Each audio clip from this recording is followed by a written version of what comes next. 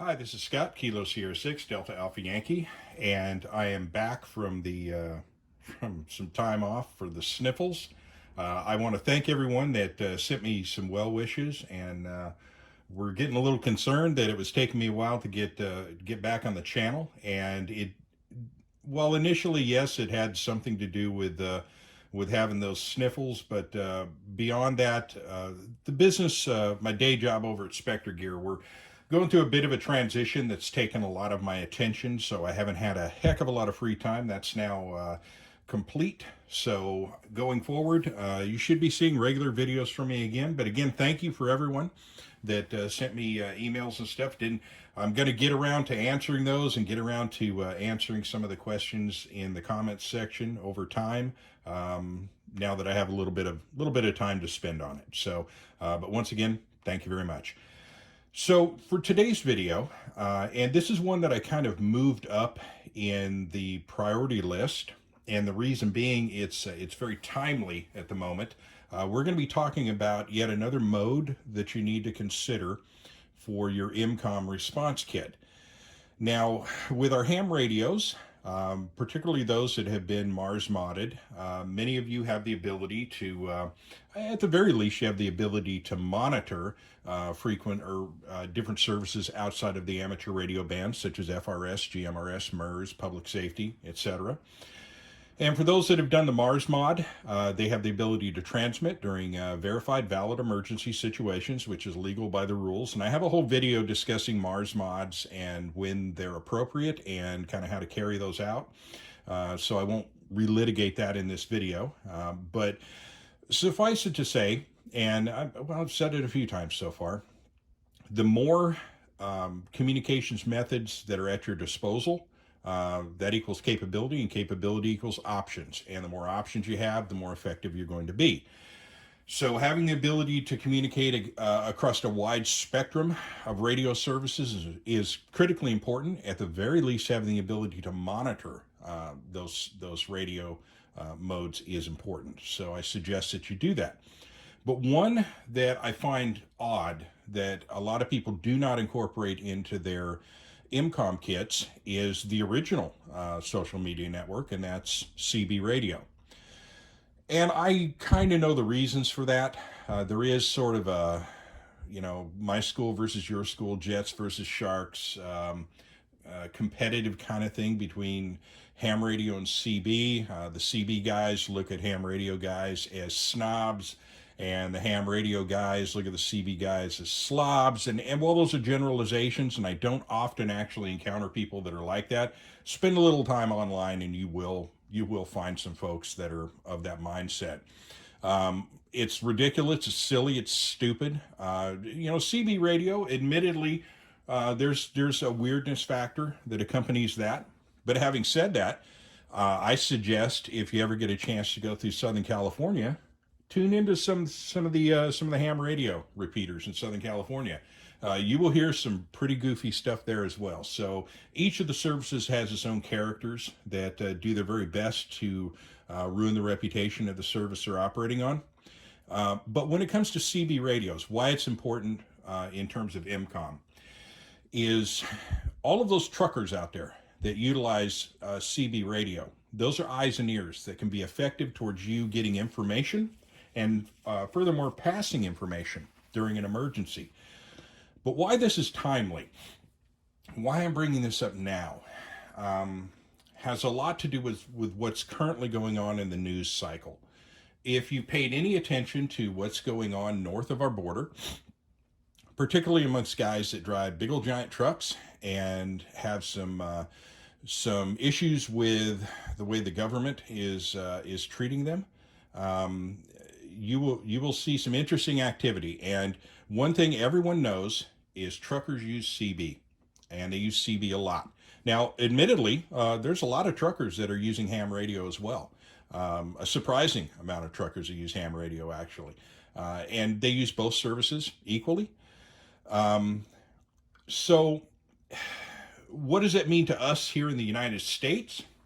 Well, CB radio is about to heat up, and it's about to heat up in a big way because we face some of the same issues concerning mandates, restrictions, disruption of economy, disruptions of our very lives.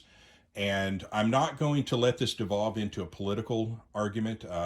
I have very strong opinions regarding the subject, and I don't want this to turn into a political channel. God knows I spend enough time arguing with people over politics, but very particularly on this issue, but issues sort of revolving around this in terms of government overreach and excessive control.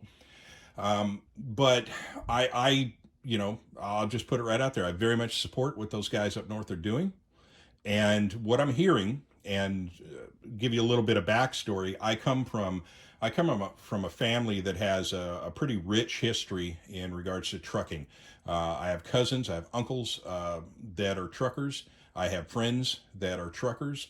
Uh, Most of my uncles, when I was growing up, they started off in the military and then went and did a turn working law enforcement, and then a lot of them went into trucking.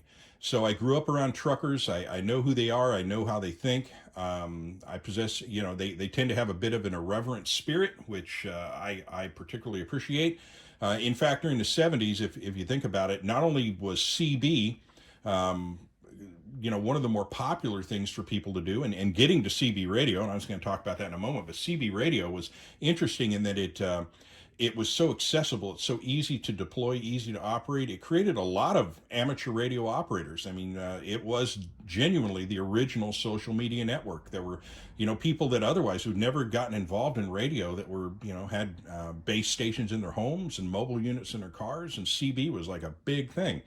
And also in the 70s, truckers were a big thing. Look at all the the movies, Smoking a Bandit and BJ and the Bear, and there were trucker movies, of Convoy, White Line Fever. I mean, all of the truckers were kind of folk heroes in the 70s. And like a lot of things from the 70s are coming back. Some of them good, some of them not good. Some of the issues from the 70s, particularly in terms of destroying the economy and wrecking the government, that's all back.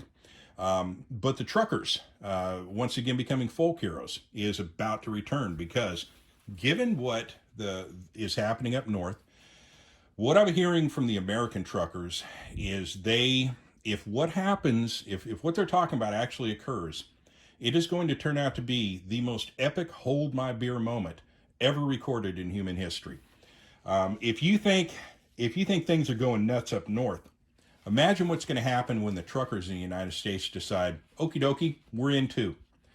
What I'm hearing at the moment is a couple of schools of thought. One is that everyone wants to go to Washington, D.C. and lock the entire place down with trucks. One of the problems with that is, given the size of our country, getting people to participate from the West Coast, that's a pretty expensive proposition, dragging an 18-wheeler, particularly with a trailer, all the way across the country. So that may not necessarily be that practical, and it may not be as large scale as one would want. The other school of thought I'm hearing is that they're talking about doing it regionally, in that the states that are having difficulty, because in some states, hey, everything's fine. Everything's going great. I point to Florida. I point to North Dakota. There's a few states out there that, got their act together and had their act together the entire time. And were right the entire time, by the way. But other states, for instance, my state, California, I can envision a lot of truckers in California driving to Sacramento and just locking that entire town down for about a month. Now, how are they going to coordinate this? Because Facebook proudly stepped in a few days ago and declared that they were shutting down groups that were organizing truckers that wanted to drive somewhere and sit around for a bit. And I'm dancing between the raindrops because I'm not totally sure if YouTube's even going to let me upload this video with a few of the buzzwords I've thrown in, but we'll give it a try. But so Facebook steps in and they declare, yeah, we're going to shut these groups down, and we're going to shut down their ability to communicate, which, given who it came from, that robot that runs Facebook that has no clue what actually goes on in the real world and has probably never talked to a trucker in his entire life unless it was delivering some Tivoli fountain to his mansion. But thinking that they have the ability to shut down truckers' ability to communicate is hilarious. Because truckers, since the late 40s, have been employing And they've been employing, perfecting, and building one of the most perfect decentralized communication systems that mankind has ever created. And that is citizen band radio, the ability to pick up a radio and talk to someone else radio to radio. It is completely decentralized. It is not controlled by anyone. You can't stop the signal. You can't jam the signal. You cannot shut down or frustrate their abilities to communicate. Yeah, shutting Facebook down will, it'll trip up the normies a little bit, but there's other ways around that as well. But the people that are interested in doing this, trust me, they have the ability to communicate. That's not going to be a problem whatsoever. And they don't need Facebook, and they don't need Twitter, and they don't need Instagram. They don't need any of these communication modes. But once again, it points out another thing that I've talked about before, and that is, take away the internet, take away the iPhones, take away all that nonsense, shut that all down. The one thing that's going to be left, the one ability that's going to be left to communicate is amateur radio. It'll always be that way, and I hope it always will. So, without further ado, though, let me get back to the subject of CB radio. Like I said, the reason it's important right now to maybe dig out that CB gear is you're about to hear some very interesting traffic on CB. It's the reason I busted out my gear. I've had it available. It's part of my. I have a couple of different bags that I deploy or I have ready for EmComm, and they have a lot of things in them. I have my main little bag that I've shown, and then I also have a pack that has a lot of extended stuff, and I call that my extended bag. In my extended bag, I've always had something related to CB, and the ability to hook that up in the field. But oddly enough, and I don't know if I mentioned this earlier in the video or not, this is my second take on this one, but I have noticed that in most EmComm kits that you see, and I suggest look around, go to Google, just put in EmComm Go Bag or Go Kit, and go to Google Images and just peruse a few images of some of the Go kits that people put together, and you will see people that have these super comprehensive Go kits that have HF radios, and they've got mobile units to run 2 meter and 70 centimeter and 1.25 meter, and they're pretty well equipped for the ham radio band, and they might even have some Mars mod stuff done so they can do FRS, GMRS, MERS, and they can monitor public safety. And they go, okay, I got everything covered. Well, except for one very important comm system. And what you rarely see in a lot of these Go kits is anything related to CB. And again, it does come back to that kind of competitive thing, a ham radio versus CB.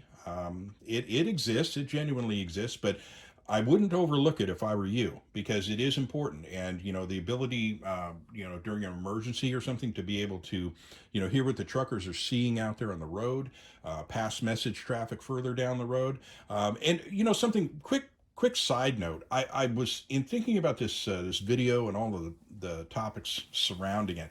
I was trying to think if anyone, and I would love to hear if anyone ever did an experiment on this, but just going radio to radio, Pony Express style, how quickly could you get a message from one side of the country to another? Given, let's say it's a 10-second message, and you're shooting that through a network across the country. So, you're firing your signal 50 miles down the road to another guy who's firing at 50 miles, going from west to east.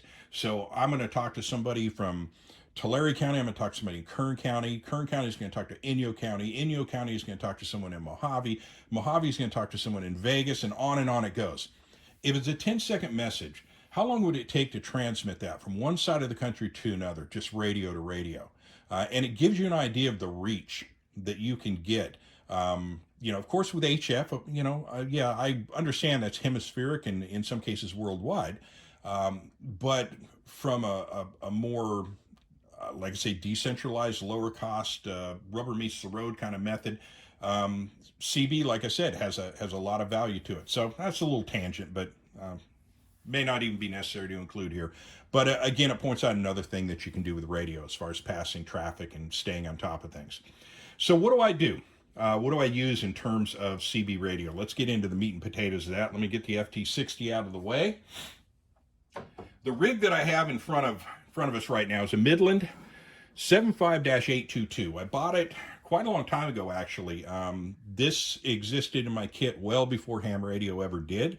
I bought it for a trip I was taking to SHOT Show. I was going to have to drive through the Mojave desert, in the middle of the night, going to Vegas from Central California.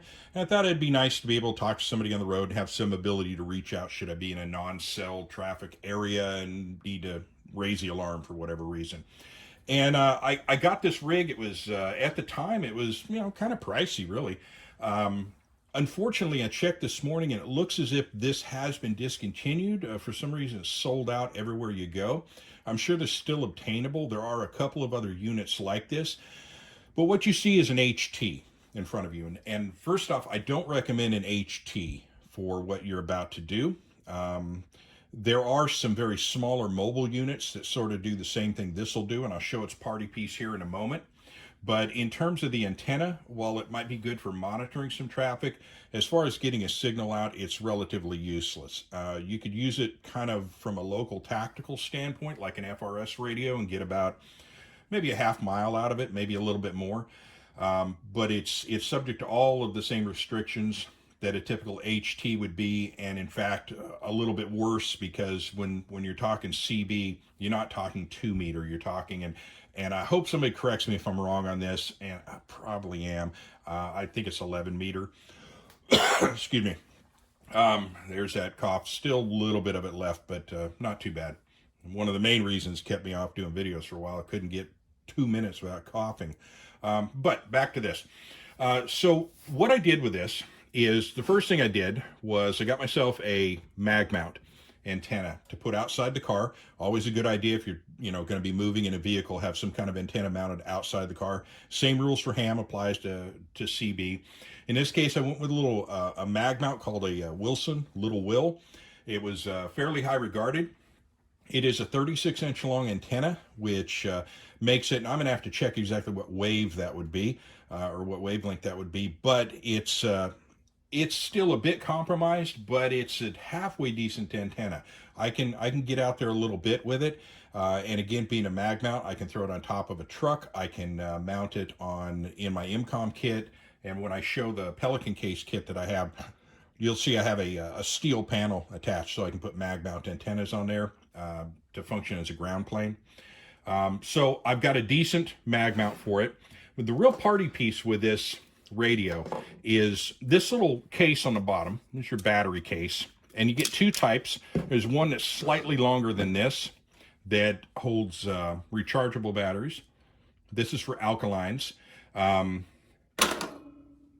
It's okay to have it around if you're going to use it as an HT, but the main way that I use this, I take the antenna off and we have basically the heart of the unit, which is going to be the actual transceiver portion. So what's missing here is a power supply and an antenna. And it comes with this little kit that's similar to a, well, it actually is a battery eliminator, but it has an additional piece in that it has an antenna connection on the bottom with your typical SO239 type connector and an accessory plug to go into the accessory port in your vehicle, or in this case, it's the accessory port on my little portable power supply. A little low, 11.8. I need to recharge this thing. So once that's all plugged in, it literally is that fast. You just plug your antenna in, plug this into an accessory port, turn it on, and you're ready to go. It's quite simple. There's no programming, of course, because it is CB. This does have full 40 channel capability. And it's got a few other interesting little features in there as well. It's got the ability to scan. Then, of course, we have our separate squelch control at the top. And as a CB radio, it's not a bad little unit. And what I'm going to be doing, though, is I want to step my game up just a little bit.